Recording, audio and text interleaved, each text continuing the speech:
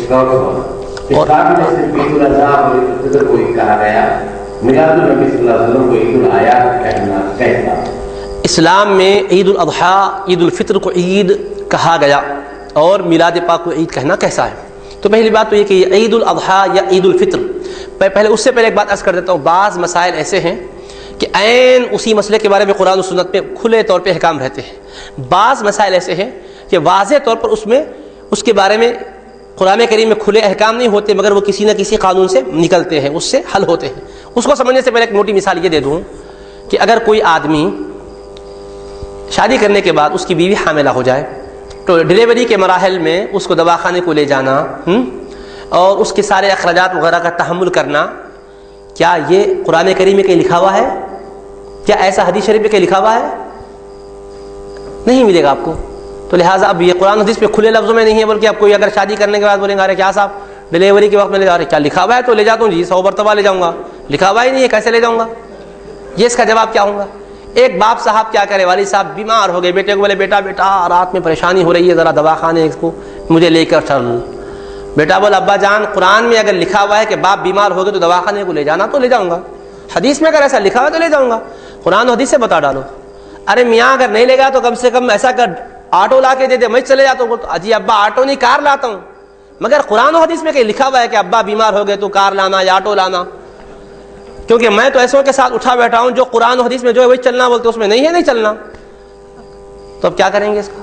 کیا اب آپ علامہ رؤوف علی صاحب قبلہ کی بارگاہ میں آگے بولے تو حضرت کیا فرمائیں گے؟ ہاں یہ لفظوں میں قرآن میں لکھا ہوا ہے ابا بیمار ہو دواخانے کو لے جاؤ، بتا دیں قرآن میں ایسا تو لکھا ہوا نہیں، پھر کیا فرمائیں گے حضرت؟ حضرت فرمائیں گے میاں ہر لفظ ہر مسئلہ وہی انداز سے قرآن میں لکھا ہوا نہیں رہتا، ایسا رہا تو قرآن 30 پاروں میں نہیں رہتا، 30 کروڑ پاروں میں بھی ناکافی رہتا تھا۔ پھر وہ کیسا حضرت؟ میرے کو تو ایسے سمجھائے نا میرے لوگ، بول تو حضرت سمجھائیں گے ہم بھی جامعہ میں اساتذہ سے قرآن سمجھے سیکھے، ایسا سمجھے۔ اب سمجھائیں گے حضرت، کیا سمجھائیں گے حضرت؟ یہ سمجھائیں گے دیکھو قرآن میں یہ لکھا ہوا ہے کہ فلا تقل لہما اف ولا تنہرہما، ماں باپ کو اف بھی مت بولو، جھڑک کر بھی بات مت کرو۔ تو ان بول رہا حضرت میں ایک پوچھ رہا ہوں آپ ایک جواب دے رہے جی، بابا بیمار ہو گئے تو دواخانے کو لے جانا کہاں لکھا ہوا ہے؟ بولتا آپ یہ پڑھ رہے اس میں کہا میں حضرت بولیں گے میاں صبر کرو بابا، سمجھو میں جو بولنا چاہ رہا ہوں اس کے بعد پھر بولو۔ اچھا ٹھیک ہے سنتا ہوں۔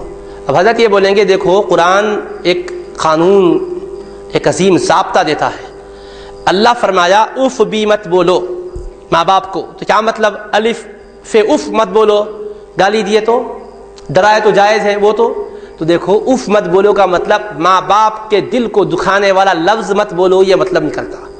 اچھا یہ ہے ٹھیک ہے سمجھ گیا۔ تو اس کا اور ایک مطلب کیا نکلتا؟ ان کو آرام پہنچاؤ نکلتا، ان کی راحت کا خیال رکھو نکلتا۔ وہ کیسا نکلتا حضرت؟ تو بولو میاں دیکھو اف مت بولو کا مطلب کیا ہوا؟ اف بولے تو اماں باؤ کو تکلیف پہنچے گی، تو اف تکلیف والا چھوٹا لفظ بھی مت بولو، بولے تو دھپے مارو بول کے رہتا کیا؟ مارنا بھی گناہ ہے، ڈھکیلنا بھی گناہ ہے، حالانکہ مت مارو نہیں فرمایا، اف مت کرو بولا۔ اف چھوٹا لفظ جب منع ہے تو مارنا بدرجہ اولا منع رہتا، ڈھکیلنا اور منع رہتا، گالی دینا اور منع رہتا، یہ سب لکھا ہوا نہیں رہتا۔ اس کے ذریعے سے آپ کو سمجھنا پڑتا، کیونکہ قانون ہے، قانون میں باریکیاں ہوتی ہے، گہرائیاں ہوتی ہے۔ اچھا ٹھیک ہے، کیونکہ سمجھدار آدمی رہا تو سمجھنے کی کوشش کرا تو سمجھ میں آتا۔ تعلیم یافتہ آدمی کا ذہن کیا ہے؟ حق کو قبول کرنے والا رہتا، بحث کر کے نہیں سمجھنا چاہتا تو سمجھنا تعلیم نہیں ہے، تعلیم کے نام پر بٹا ہے وہ۔ تو اب اس کے بعد حضرت سمجھاتے ہیں بابا سنو اف مت کہو تو گالی مت دو، تکلیف مت پہنچاؤ، اس کا دوسرا مطلب کیا نکلا؟ ان کے آرام کا خیال کرو، راحت کا خیال کرو، ماں باپ ہے راحت کا خیال کرو۔ سمجھ گئے؟ ہاں سمجھا۔ اب تم بولو والد بیمار ہے، دواخانے کو جانے کے لیے تڑپ رہے ہیں، اب دواخانے کو لے جاؤ تو لکھا ہوا نہیں مگر آرام کا خیال رکھو بول کے ہے نہیں ہے اس کا مطلب؟ تب اب ان کو تم چھوڑو گے تو انہوں آرام سے رہیں گے یا تکلیف میں رہیں گے؟ تکلیف میں رہیں گے۔ اف بولے تو تکلیف ہوتی تھوڑی دیر کے لیے، رات بھر تڑپنا یہ اس سے بڑی تکلیف ہے نا بابا۔ تو چھوٹی تکلیف سے منع کیا تو بڑی تکلیف سے تو بدرجہ اولا منع کیا، یہ مطلب اس سے نکلتا ہے۔ اچھا ایسا ہے کیا؟ میرے کو تو ایسا نہیں سمجھا ہے حضرت، میرے کو تو اسکالرس یہ بولے کہ قرآن میں جو ہے وہی کرنا، لکھا ہوا نہیں ہے تو نہیں کرنا۔ آپ ایسا سمجھا دیے، اب میں بھولتا نہیں۔ اچھا مول صاحب وہ سوال تھا ڈیلیوری میں بیوی کو دواخانے کو لے جانا کا لکھا ہوا ہے؟ تو حضرت بولتے سورہ نساء میں ہے وعاشروہن بالمعروف، بیویوں کے ساتھ اچھا سلوک کرو فرمایا اللہ پاک۔ اب اچھا سلوک کرو بولے تو بیچاری کی زندگی تمہارے ساتھ وابستہ کر دی گئی، اب تمہارے تعلق کے نتیجے میں وہ حاملہ ہوئی، اب ڈیلیوری میں تڑپ رہی ہے، جانے دو ایسی کی جیسی قرآن میں لکھا ہونے میں نہیں لے آؤں، بولے تو کیا ہوگا؟ ظلم ہو جائے گا۔ اللہ فرمایا اچھا سلوک کرو، اچھا سلوک کرو ایک ایسا قانون ہے اس کے تحت میں یہ ساری چیزیں خود بخود آ جاتی ہے۔ سمجھ گئے؟ ہاں سمجھ میں آ گئی۔ تو پہلے بھی قرآن سمجھے تھے مگر کسی اور سے سمجھے تھے، اب ان سے سمجھے جو باقاعدہ قرآن کو پڑھے تھے۔ یہ فرق ہوتا دوستو۔ تو کتابوں کے مطالعے سے سمجھنا الگ ہے، باضابطہ بارگاہوں میں زانوِ ادب طے کر کے سمجھنا الگ ہے۔ تو یہ دین کو سمجھائیں گے تو اس میں کیا ہوگا؟ اپنی ذات کو بیچ میں نہیں لائیں گے، اللہ کے محبوب کے کلام کو، اللہ کے کلام کو ان کلمات کے تناظر میں اور قانون کی نزاکتوں کے حوالے سے سمجھائیں گے۔ سمجھ گئے نا یہ بات؟ تو کہ کھلے ہوئے لفظوں میں یہی لکھا ہوا نہیں رہتا، بلکہ وہ ایک قانون میں چیزیں آ جاتی ہے۔ تو سوال کیا تھا؟ عید الاعیاد کا، کہ عید الاعیاد، عید کہہ کر کہیں قرآن میں آیا کیا میلاد النبی کے لیے؟ تو میں اس سے پہلے یہ عرض کرتا ہوں قرآن میں عید الاضحیٰ بول کر بھی کہیں آیا کیا؟ بولیے۔ عید الفطر بول کر بھی کہیں آیا کیا؟ پورے قرآن کو شروع سے آخر تک پڑھو، کہیں یہ بتا دو کہ شوال کی پہلی تاریخ کو عید الفطر ہے اور 10 ذی الحجہ کو عید الاضحیٰ ہے، قرآن میں آیا ہو؟ قرآن میں نہ یہ عید کا لفظ آیا نہ وہ عید کا لفظ آیا۔ عید میلاد قرآن میں کہاں آیا ہے پوچھنے والوں؟ عید الفطر بھی قرآن میں کہاں آیا ہے؟ عید الاضحیٰ بھی قرآن میں کہاں آیا ہے؟ کہیں بھی نہیں آیا، کہیں نہیں آیا پورے قرآن کی 30 پاروں میں۔ یکم شوال، مکہ مکرمہ میں سرکار 53 سال تھے، یکم شوال کتنے مرتبہ آئی؟ 53 بار آئی۔ اور ذی الحجہ کی 10 تاریخ بھی کتنے مرتبہ آئی؟ 53 مرتبہ آئی۔ تم خود بتاؤ کہ یہ عید بن گئی تھی کیا؟ تو شوال کی پہلی تاریخ عید نہیں ہے، 10 ذی الحجہ عید نہیں ہے۔ یہ عید کب بنی؟ مصطفیٰ فرمائے تو بن گئی، حبیب پاک نے فرمایا تو یہ 2 عیدیں بنی ہیں، ورنہ تم قرآن سے بتاؤ کہ یہ 2 عیدیں ہیں کہہ کر کہاں لکھا ہوا ہے؟ مدینہ منورہ میں آقا تشریف لائے، دیکھا صحابہ کو، اہل مدینہ منورہ کو دیکھا، 2 دن وہ خوشی کے اہتمام میں تھے۔ تو آقا نے فرمایا ما ہذان الیومان، یہ 2 دن کاہے کے ہیں؟ کہنے لگے کنا نلعب فیہما فی الجاہلیہ، آقا جاہلیت کے زمانے میں ہم یہ 2 دن میں خوشیاں کر لیتے تھے۔ آقا نے فرمایا 2 دن چھوڑو، اب میں 2 دن اور بتاتا ہوں۔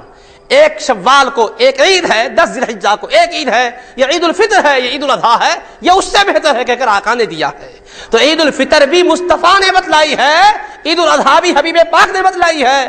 دن تو دن تھے، عید نہیں بنے تھے، مصطفیٰ فرمائے تو عید بن گئے۔ اب ہم سمجھاتے ہیں، سنو، 2 دن کی وجہ سے عید نہیں بنے، مصطفیٰ کے فرمانے سے عید بنے ہیں۔ حبیب کی زبان سے کلمات نکلے ہیں تو وہ 2 دن عید بنے ہیں۔ عید الفطر سرکار کے فرمانے سے عید بنی ہے، عید الاضحیٰ فرمانے سے بنی ہے، یکم شوال عید الفطر بنی آقا کے فرمانے سے، عید الاضحیٰ 10 ذی الحجہ عید بنی آقا کے فرمانے سے۔ وہ 2 دن عام 2 دن تھے، 53 سال یوں ہی رہے، اللہ نے عید نہیں بنایا، حبیب نے جب چاہا تو عید بنایا۔ تو بتایا دنیا والوں سوچو، عام دن ان کے فرمانے سے عید بنے ہیں، تو 12 ربیع الاول ان کے تشریف لانے سے عید الاعیاد بنا ہے۔ وہ فرمانے سے بنے یا ان کے آنے سے بنے ہیں؟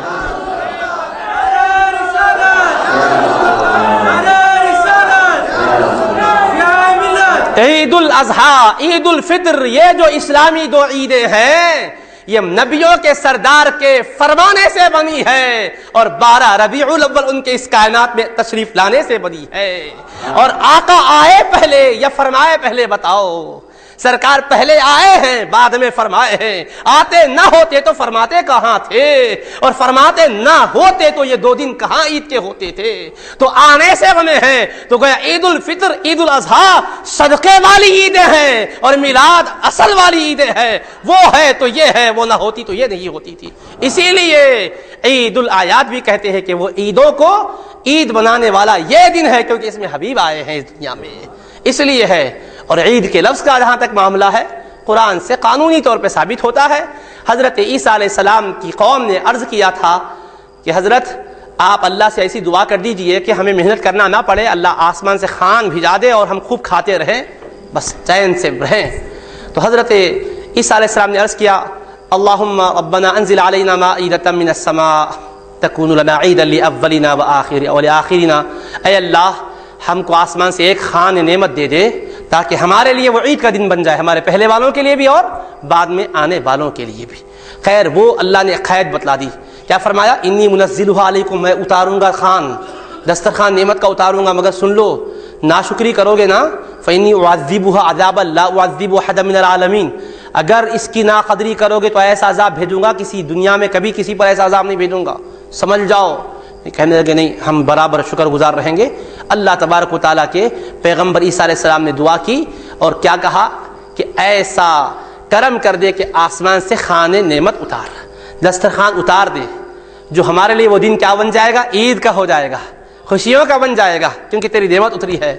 तो खान जो है दस्तरखान, वो राज़िक है या रिज़्क़ है? राज़िक अल्लाह है, वो क्या है? तो कुरान से क्या इशारा मिल गया? रिज़्क़ खुदा के उतरने का दिन क्या है? ईद है। और मिलाद का दिन रिज़्क़ नहीं, कासिम रिज़्क़ के उतरने का दिन है। वो रिज़्क़ उतरा था, यहाँ कासिम रिज़्क़ उतरे हैं इस दुनिया में। तो रिज़्क़ के उतरने का दिन जब ईद का हो सकता है, रिज़्क़ बांटने वाले मुस्तफ़ा का दिन क्यों कर ईद का नहीं होगा? ये कुरान से उसलूब है कानून से, कानून को समझने का। आपके खुले लफ्ज़ों में लिखा हुआ होना तो फिर हम भी पूछेंगे, खुले लफ्ज़ों में अरफात को 9 तारीख में ठहरना बोल के कुरान में लिखा हुआ है क्या? हज के पहले एहराम की 2 चादरें होना कहकर कुरान में लिखा हुआ है क्या? खाने काबा का तवाफ करो तो 7 फेरों पर मुश्तमिल तवाफ है कहकर लिखा हुआ है क्या? सफा मरवा के दरमियान 7 मरतबा सही करो कहकर कुरान में लिखा हुआ है क्या? 10 जिलहिज्जा को कुर्बानी दो कहकर लिखा हुआ है क्या?